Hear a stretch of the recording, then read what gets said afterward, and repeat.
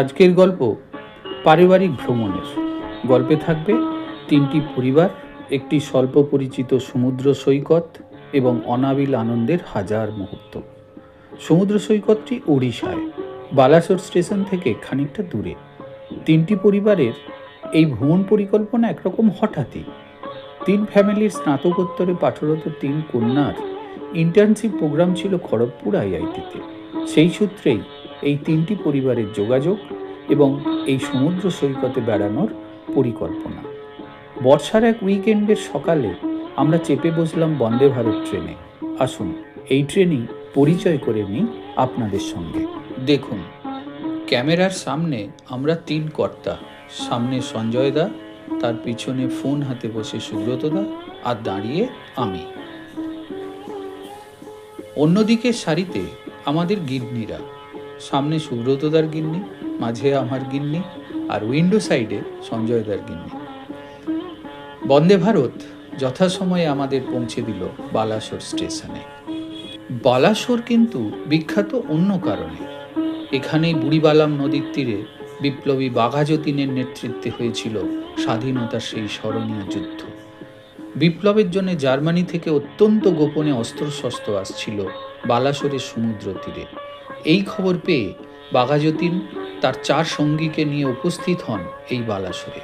কিন্তু British police গোপনে এই খবর পেয়ে যায় এবং তাদের ধরার জন্য বিশাল বাহিনী নিয়ে পৌঁছায় এখানে। 1915 সালের 9ই সেপ্টেম্বর বুড়িবালাম নদীর তীরে তাদের মধ্যে যুদ্ধ হয়। যুদ্ধে বাঘা যতীন মারাত্মকভাবে আহত হন ও পরের দিন ভোরে বালাসোর হাসপাতালে শেষ নিঃশ্বাস ত্যাগ করেন। বালাসোর স্টেশনের দেওয়ালে বিশাল বড় এই মুরাল সেই স্মৃতিই বহন করছে। দেখতে ভুলবেন না যেন। রেল স্টেশন থেকে গাড়ি আমাদের পৌঁছে দিল রিসর্টে। সময় লাগলো প্রায় ঘন্টা দেড়েক। সমুদ্রের কাছাকাছি এসে গেছি আমরা। রিসর্টের ঘরে চেক ইন করে আমরা তিন ফ্যামিলি রেডি হয়ে নিলাম সমুদ্র সৈকতে যাওয়ার জন্য। রিসর্ট থেকে সমুদ্রে যাওয়ার পথটি ভারী সুন্দর, জানেন। ডুবলিগড়ে ওশান রিট্রিটের নিজস্ব যে বীচ, এই জঙ্গলের মধ্যেও এইরকম বেশ শোয়া বসার জায়গা করে রেখে দিয়েছে। ভালো সুন্দর লাগছে দেখতে। পুরোটাই জঙ্গল। মানে যারা একটুখানি নৈসর্গিক ফাঁকা জায়গা পছন্দ করেন তাদের জন্য এটা অত্যন্ত আদর্শ। এই সামনে সমুদ্রের পাড়েও লাগানো আছে বেঞ্চ। ঝাউয়ের এমন জঙ্গল পুরী বা দীঘা থেকে তো কবেই উঠে গেছে। তাই এখানে বেড়াতে এলে এই ঝাউবনের মধ্যে দিয়ে হেঁটে সমুদ্রের কাছে পৌঁছানো উপরি পাওনা ধরতে পারেন। এই সমুদ্র সৈকতে ভিড়ভাট্টা নেই বললেই চলে। রূপলি বালুর সৈকতে হাজার হাজার ঝিনুক ও শামুকের খোল, অনেকটা পুরনো দিনের পুরীর মতো। চাইলে কুড়োতে পারেন দুহাত ভরে। একবার দেখে নেওয়া যাক ডুবলিগড় সি বিচ এবং তার পারিপার্শ্বিক এলাকাটা কীরকম। ডুবলাগড়ি এই হচ্ছে সি বিচ। অনন্ত ঢেউ, সকলে স্নান টান করছে। এবার আস্তে আস্তে দেখুন, সি বিচে লোকজন অত্যন্ত কম, কিন্তু খালি দেখে যান সুন্দর এই ঝাউবনটা। অসাধারণ সুন্দর এই ঝাউবনটা। আচ্ছা, বড় বড় সাঁতারুরা আমি দেখতে পাচ্ছি সাঁতার কাটছেন। বড় বড় সাঁতারু, তারা সাঁতার কাটছেন। সাঁতারের কোচ দাঁড়িয়ে আছে, উনি কিছু করছেন না। আমাদের সঙ্গে এমন একজন লোক এসছে যার আনন্দ উন্মাদনা থামাতে পারছি না। দেখুন দেখুন দেখুন কি করলেন।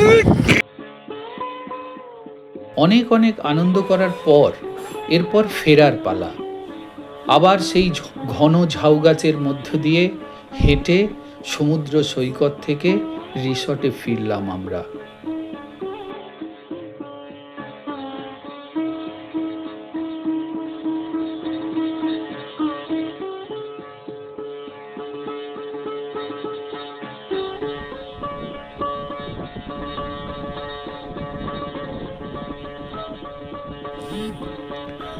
বিকালে আবার আমরা গেলাম সমুদ্র সৈকতে।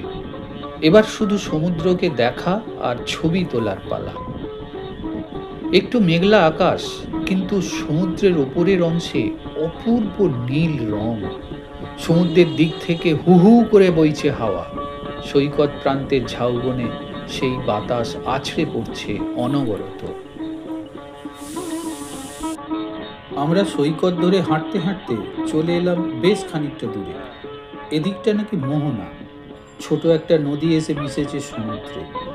দূরে দেখা যাচ্ছে একটা দ্বীপ, সমস্ত সৈকত জুড়ে অজস্র ঝিনুক আর শামুকের খোল। তবে এখানকার সৈকত জুড়ে হাজার হাজার লাল কাঁকড়ার গল্প না বললে এই কাহিনী অসম্পূর্ণ থেকে যায়। যত দূর চোখ যায় সাদা বালির উপর লাল রঙের ছোপ। যেই আপনি সামনে যাবেন অমনি গর্তের মধ্যে ঢুকে যাবেন, কিছুতেই তাদের আপনি বাগে পাবেন। কেউ একজন গর্ত ভুলে যাও, সাহস যারা দেখাবে কেউ একজন গর্ত ভুলে যাও। আমি তো দু একটা কাঁকড়া যাতে দৌড়ে পালাতে গিয়ে নিজের গর্ত হারিয়ে ফেলে তার হুকুম জারি করতে লাগলাম। এই সৈকতে টুরিস্ট এখনো বেশ কম বলেই হয়তো এত কাঁকড়ার বাস। আমার হুকুম জারিতে অবশ্য কাজ হলো। একটাকে পেলাম অবশেষে, যে নিজের গর্ত ভুল করে চুপচাপ বসে দেখতে লাগলো আমাদের। তারপর ভয় পেয়ে লম্বা একটা দৌড় লাগালো। কার গর্তে যে শেষে ঢুকলো কে জানে। দেখুন আপনারা।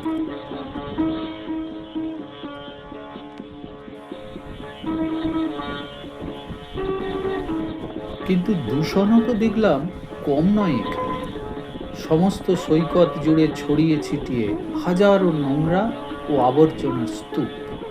কি নেই সেখানে? হাজার রকমের প্লাস্টিক তো আছেই, সঙ্গে দৈনন্দিন জীবনযাপনের যত রকম আবর্জনা হতে পারে সে সবই আছে সেখানে। এগুলো কিভাবে যে সমুদ্রে পৌঁছায় কে জানে। আবার স্থানীয় মানুষদের মধ্যেও এসব নিয়ে কোনো সচেতনতা নেই দেখলাম। যারা মাছ ধরছে সৈকতে, তাদের জালে মাছের সঙ্গে প্রচুর নোংরা ও আবর্জনা উঠছে। এরা কিন্তু সেই সব নোংরা ফেলে রাখছে এই সমুদ্র সৈকতে। এর ফলে হচ্ছে কি, জোয়ারের সময় সেগুলো আবার মিশছে সমুদ্রের জলে, আর দূষণও বেড়ে যাচ্ছে দিনকে দিন।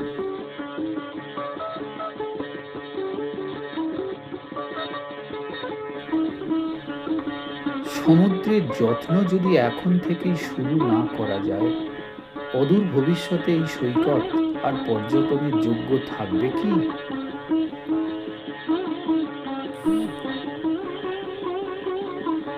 এরপর ফেরার পালা। আমাদের গিন্নিরা 2 হাত ভরে নানা রকম শামুকের খোল কুড়িয়ে বেড়ালো। তারপর সেসব গুছিয়ে টুছিয়ে নিয়ে হাঁটার পথ ধরলাম আমরা।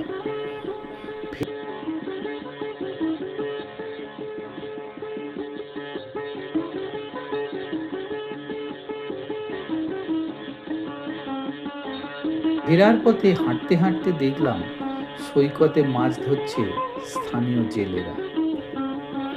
দেখলাম সেই সমুদ্র সৈকতে ছড়িয়ে ছিটিয়ে নানান রকমের মাছ। কোনোটা বিষাক্ত পাফার ফিশ, তো কোনোটা হর্সশু ক্র্যাব।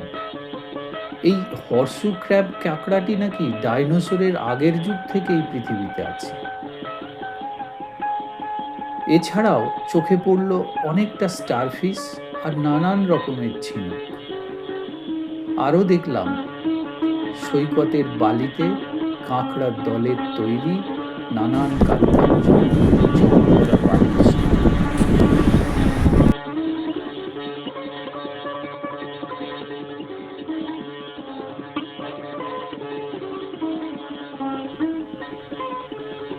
ফিরতে ফিরতে দেখলাম সমুদ্রের তীরে আস্তে আস্তে বিকেল গড়িয়ে সন্ধে নেমে আসছে।